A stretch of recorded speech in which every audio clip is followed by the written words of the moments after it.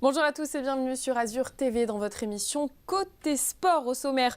Aujourd'hui, nous allons vous parler d'un sport de raquette en plein essor aux États-Unis et qui a été introduit en France il y a seulement 4 ans. Le pickleball se caractérise notamment par ses aspects ludiques conviviaux tout en pouvant atteindre notamment de haut niveau athlétique. Mais avant d'en savoir un petit peu plus avec mon invité du jour, je vous laisse découvrir les focus de la semaine préparés évidemment par les équipes d'Azur TV. Top départ de la No Finish Line à Nice. Le coup d'envoi a été donné ce mercredi après-midi par le prince Albert II de Monaco et le maire de Nice, Christian Estrosi.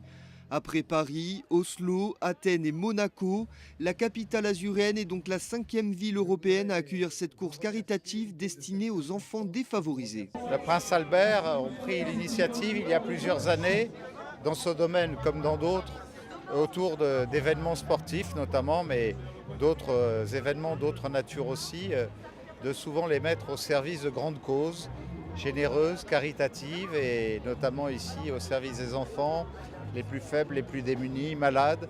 Tout naturellement, Nice, qui a tant de liens avec la principauté de Monaco, a voulu mettre à disposition ses équipements, ses bénévoles, aux côtés des bénévoles monégasques. Je suis ravi que cet esprit de générosité, de solidarité se traduise aussi par cette No Finish Line à Nice. 2000 participants se sont mobilisés ce mercredi sur la promenade des Anglais. Un parcours de 900 mètres les attendait le long du quai des États-Unis. Une épreuve à la fois sportive, populaire et solidaire. C'est le fait du bénévolat, de participer pour quelque chose de beau. Donc voilà, on donne un peu de notre temps pour d'autres qui n'ont pas qui n'ont rien ou qui n'ont pas grand-chose. Donc voilà, on participe pour eux. Je suis pour les bonnes actions quand c'est possible et ma foi, je le fais volontiers. Pas d'obligation de courir, donc pas forcément sportif, grand sportif. On peut marcher, on peut ralentir, on peut recommencer. On fait chacun à notre gré pendant 4 jours. Donc on trouve toujours un petit moment pour pouvoir participer. Patrice, lui, est un coureur spécial. Sa particularité, il n'a jamais raté une course caritative de la No Finish Line. Ce Breton domicilié à Monaco a évidemment répondu présent pour cette première à Nice. C'est Nice maintenant, voilà, pour la première année. Où on espère qu'il y aura beaucoup de monde surtout. Et puis on va voir ce qui va se passer. Voilà. Le plaisir de courir. Le plaisir de courir, sachant que c'est un but pour les enfants, c'est tout. Mais j'ai pas d'objectifs principaux. Comme je dis, si tout va bien, on peut faire un podium. Puis ça, autrement, c'est pas grave. C'est le plaisir de courir. Avant d'avaler les kilomètres, chaque coureur était équipé d'une puce permettant de calculer la distance parcourue. Des kilomètres validés par ces 2 tapis installés au milieu du parcours. Le principe est simple, 1 kilomètre parcouru égale 1 euro reversé à des projets caritatifs. Objectif de l'association, atteindre les 40 000 kilomètres. Ça va dépendre des coureurs, aussi un peu de la météo quand même, parce qu'on sait que les Niçois, la pluie, c'est pas trop leur truc. Mais oui, je pense qu'on peut y arriver. On est resté sur un tour de la Terre, donc je pense que c'est raisonnable si les participants, comme je le vois, mettent tout leur cœur à l'ouvrage. La No Finish Line marche et court pour les enfants défavorisés depuis 18 ans. L'association a récolté près de 3 millions d'euros depuis sa création. Comme le veut le principe, vous pouvez désormais après inscription vous rendre sur le parcours 24 heures sur 24 jusqu'à dimanche. Les enfants comptent sur vous. Cyril Diran, bonjour. Bonjour. Je suis ravie que vous soyez avec moi sur ce plateau pour vous présenter. Vous êtes le président donc, de l'association Pickleball France, pays de faïence. C'est bien ça, que je ne me trompe pas. Alors expliquez-nous tout d'abord, pour commencer, en quoi consiste ce sport ? Eh bien, ce sport est un mélange en fait entre le tennis de table et le badminton. On gardera la précision du tennis, la dextérité du tennis de table et la finesse du badminton. On joue sur un terrain de badminton, sur la surface d'un terrain de badminton en double ou en simple. Beaucoup de plaisir dans ce sport.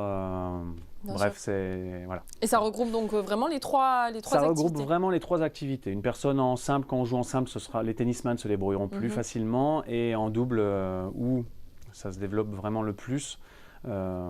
Si vous regardez un peu aux États-Unis, c'est vraiment le sport majeur. La partie majeure de ce sport, c'est en double, que ce soit mixte ou de même sexe. D'accord. Et c'est vraiment le double qui prédomine. On peut le jouer seul aussi ? Oui. D'accord. Et pourquoi finalement c'est plus en double que ça fonctionne ? Plus cardio, je pense. D'accord. Mais du coup, ça s'est vraiment développé en Floride.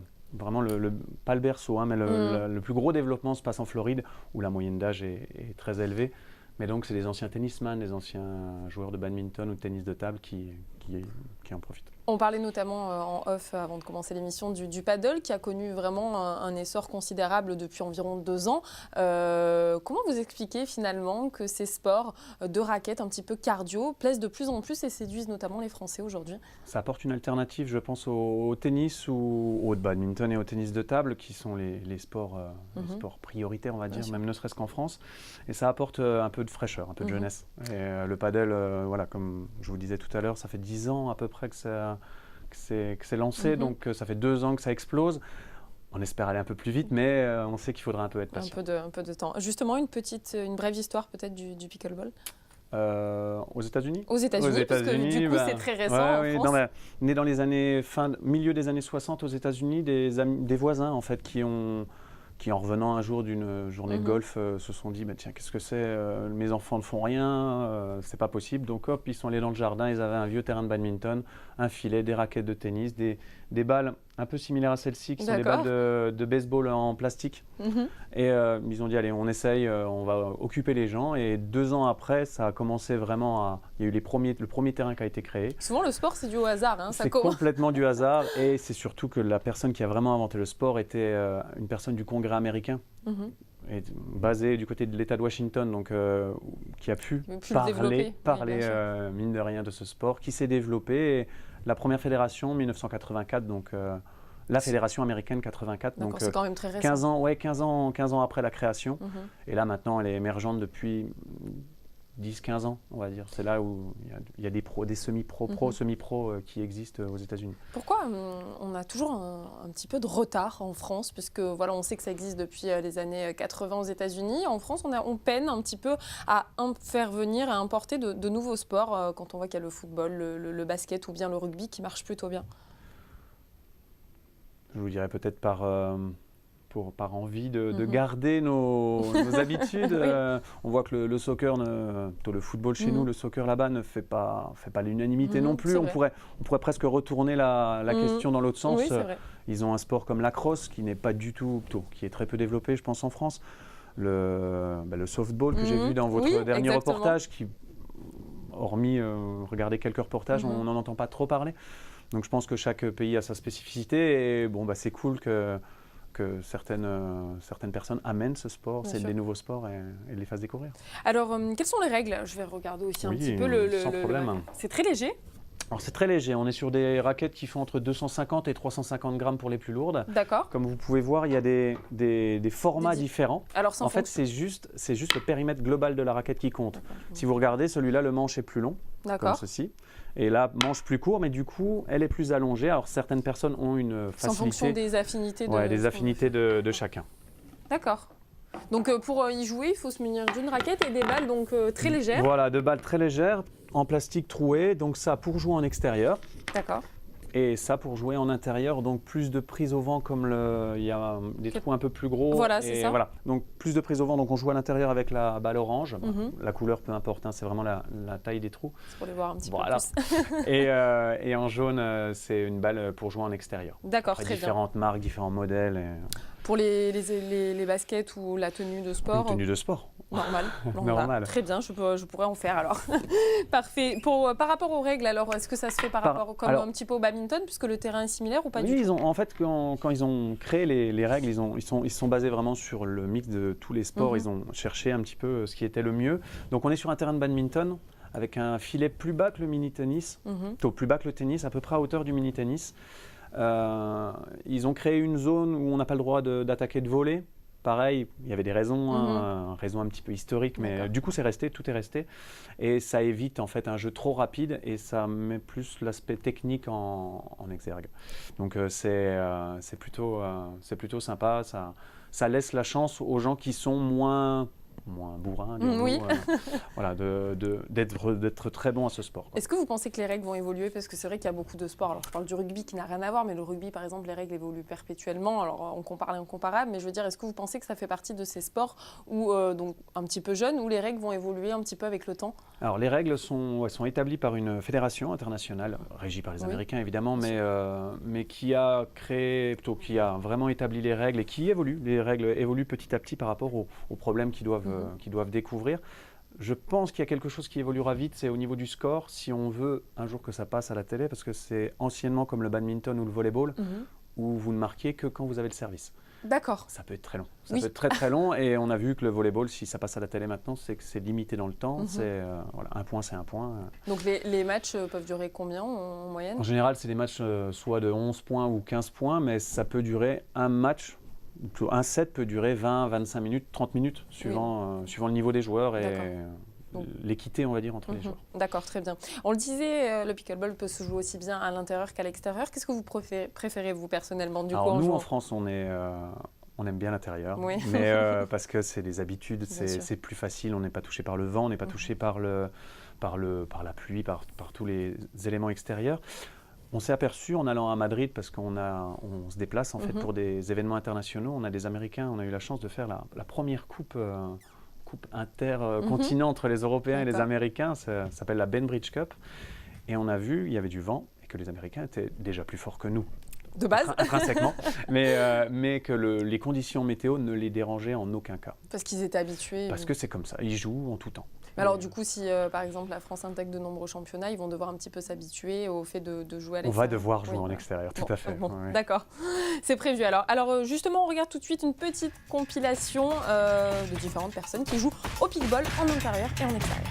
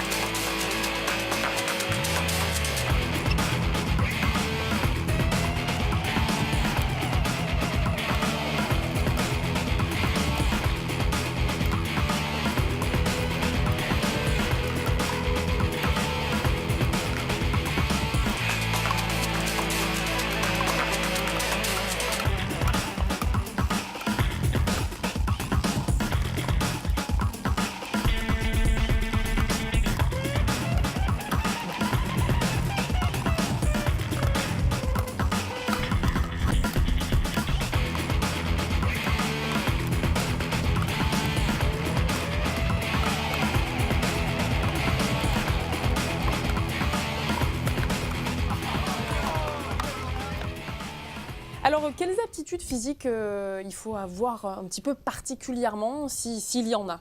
Et ben moi, je vous dirais qu'il n'y en a aucune. Bon, c'est très bien. C'est ça, c'est l'avantage. Non. Si vous vraiment en regardant des vidéos, on peut voir qu'il y a des personnes de toute corpulence, déjà de tout âge, de toute corpulence, et qui vont être, s'ils ont un vécu, surtout de tennis de table et de badminton, ils vont se faire un plaisir fou contre des jeunes qui vont faire courir dans tous les sens. D'accord. Les bienfaits de ce sport, c'est vraiment le cardio que ça peut apporter? Physiquement, je parle. Hein. Non, je pense pas. Je ne mettrais pas ça sur le cardio, pas en double. En simple, oui, on est sur du cardio total, on est sur comme le proche du paddle, peu, proche du tennis ou du badminton où ça va courir. Après, on sera plus sur du physique un peu à la tennis de table. Ou tennis de table, mine de rien, c'est beaucoup de réflexes, une concentration extrême. Et on est plus proche de ça en double et en simple, oui, plus proche du cardio pur et dur. Et c'est pour ça qu'en double, une personne de toute corpulence peut faire simplement ce sport. Sans problème. Cyril, comment finalement réussir à développer véritablement ce sport en France? Par quoi allez-vous passer? Par quels moyens? Au-delà des médias, évidemment. Les écoles. Les écoles, très bien, c'est la question. Oui, on a eu la chance, je vais vous montrer juste un petit peu de publicité, mais obligé, français oblige, Artengo a cru déjà un petit peu en nous en lançant une petite version en bois. Bon, alors, bah oui, c'est la raquette de base, mais les Américains ont des raquettes de base comme ça. C'est un pack qui vaut à peine 10 € pour 2 raquettes. Et c'est ça qu'il faut qu'on travaille pour que des sociétés comme Decathlon croient en sport. Et ça ne passera que par les médias. Hein. Donc les médias, c'est les magasins. Et ça, c'est le genre de raquettes avec lesquelles on a envie de jouer sur la plage tranquillement. C'est le défaut. Mais c'est le défaut aussi, d'accord. Parce qu'on est comparé avec la petite raquette en bois, avec la petite balle en caoutchouc. Oui, voilà. Donc, mais je retire alors. On n'a rien entendu. Non, mais ce qui est sympa, c'est qu'en un an à peine, en 2 ans à peine en France, voilà, on a réussi à toucher un petit peu Decathlon. Et c'est pas négligeable, c'est vraiment pas négligeable parce que tout ce matériel provient des États-Unis, les imports sont pas évidents, il y a les frais de douane, tout ce qui peut tourner autour d'un import américain. Encore plus maintenant, je crois. Oui, c'est compliqué, je vous l'accorde. Voilà. Est-ce qu'en France, on a des joueurs prometteurs ou pas encore? Non, on a notre génération de quarantenaires qui s'est jouée, qui se débrouille. On est reconnu par nos pairs européens. Les Américains commencent à nous connaître, mais eux, ils ont des petits loulous de 20 ans. Qui sont on très, a du mal à tenir bons. le choc. Voilà, nous, c'est la génération de nos enfants qu'on a envie de toucher et de faire monter. Après, on espère toucher aussi des petits jeunes d'une vingtaine d'années, 20-25 ans, mais c'est le début. En ce moment, voilà, c'est les quarantenaires qui tiennent la main avec plus d'anciens. D'ailleurs, on a vu sur les vidéos des tournois parents-enfants, c'est très sympa ça. C'est ce qu'on a lancé, vraiment pour toucher un peu la population et faire venir un peu les mamans, parce que si les enfants sont touchés, les mamans viennent. Oui, aussi, forcément. Donc là, c'est l'objectif pour nous, c'est un petit développement parce qu'après, ce sera vraiment les enfants qui joueront tout seuls. Mais là, le fait de jouer avec leurs parents, ça marche du feu de Dieu et les enfants adorent ça. Alors, de votre côté, c'est quoi qui vous plaît dans ce sport, Cyril? Le côté convivial, ça, c'est vraiment la partie prioritaire. Le fait que j'ai réussi à mettre toute ma famille dedans. C'est vrai. En passant par même ma votre femme qui vous écoute. Ma femme, malheureusement... a subi au départ aussi. Et maintenant, je pense qu'elle apprécie énormément. Et on joue d'ailleurs en double mixte ensemble. D'accord, donc très bien. Même avec un niveau qui peut être différent, on peut trouver tout autant de plaisir et c'est génial, quoi. Un mot sur la fédération que vous essayez forcément de créer à terme. Voilà, alors il existe 4 vraiment associations qui ont été créées et on a créé une association nationale qui n'est pas une fédération, mais on va essayer de créer les rôles phares d'une fédération. Moi, de mon côté, ce sera plus, on va dire, la formation. Après, voilà, on va se dispatcher un peu les rôles, mais on manque de monde pour créer une fédération. Une fédération demande vraiment beaucoup de temps et de personnes. Donc, on espère très prochainement, mais pas à pas, tout à fait. Faut pas griller les étapes. Donc, du coup, c'est le pays de Fayence qui est le berceau de ce sport en France aujourd'hui. Comment ça se fait que c'est là-bas? C'est parce qu'il y en a eu des irréductibles qui ont voulu s'y mettre surtout, c'est Pierre Obozinski qui est du coup président de l'association nationale, qui nous a importé ça du Canada. Parce D'accord. que les Canadiens, forcément, tous les sports nord-américains passent au Canada. Et sa femme étant canadienne, c'était plus facile d'importer. Bien Et il sûr. s'est dit qu'il y avait un potentiel avec ce sport. Et en revenant en France, il a dit il faut que je lance quelque chose. Il a comme on contaminé habite, plein de gens. il a contaminé tout un groupe d'amis. Et c'est lors d'un forum de sport que j'ai découvert ça, mais alors vraiment par le plus grand des hasards, et que j'ai craqué. J'ai craqué sur ce sport complètement. Ouais, non, c'est vraiment une addiction. Cyril, du coup, dans la région niçoise, on en a parlé, c'est pas encore développé pour le pratiquer. Comment ça va se passer? Comment ça va se passer? Nous, on a des bons contacts, comme je vous disais, avec certains décathlons. Et l'objectif, c'est de faire des démos chez eux. Parce que forcément, ça draine du monde. Donc, on s'entend très bien. On a vraiment un bon contact avec Décathlon Fréjus. Et on fait des démos.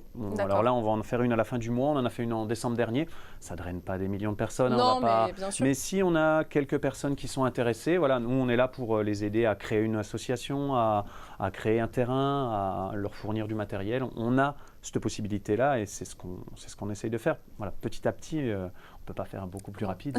Les réseaux sociaux, c'est pas non plus la panacée, mais c'est en se déplaçant et en touchant petit à petit. En tapant aux portes. Très bien. Merci beaucoup, Cyril. Merci beaucoup, Julia. D'avoir été avec nous. C'était très sympa de vous recevoir. Alors, on en parlait juste avant l'émission, puisque l'info est tombée cet après-midi. Alors, j'ai un supporter de Sochaux sur le plateau. Je suis désolé pour l'OGC Nice, mais quand même. Mais oui, voilà, quand même. C'est un bon Français qui vient chez nous. Exactement. Voilà, avant de vous dire au revoir, un mot sur la nomination de Patrick Vieira comme entraîneur de l'OGC Nice. Il quitte donc New York pour rejoindre les Aiglons. Fin du suspense du côté de la Côte d'Azur. Et c'est les équipes d'Azur TV qui étaient sur place.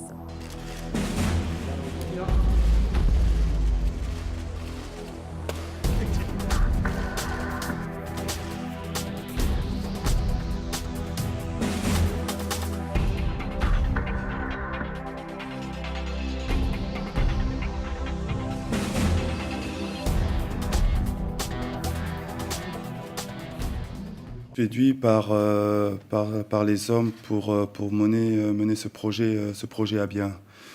J'ai passé beaucoup de temps avec Julien, on a beaucoup échangé. On a discuté avec le président sur comment essayer de franchir encore une étape avec le club.